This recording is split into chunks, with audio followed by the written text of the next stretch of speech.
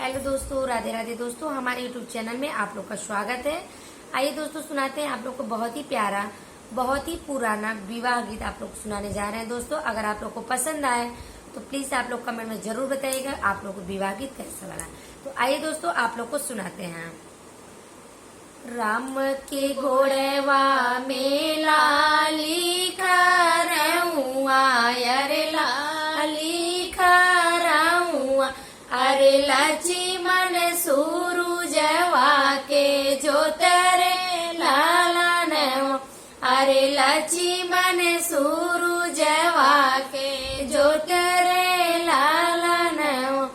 एक बन गईले दूसर बन गईले, दूसर बन गईले, अरे तीसरे में मिला झारखंड रे लालन, अरे तीसरे में मिला झारखंड रे लालन।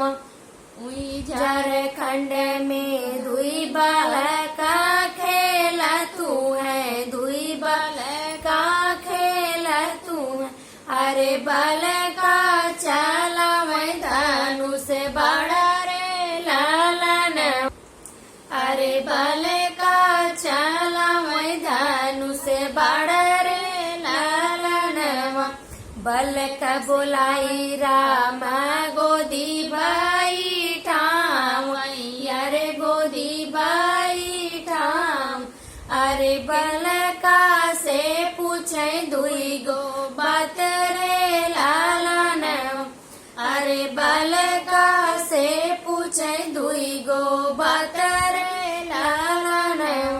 के कर बालका नतिया से पोतवा, अरे नतिया से पोतवा, अरे कवन हीरवा के भतीजा रे लालन, अरे कवन हीरवा के भतीजा रे लालन।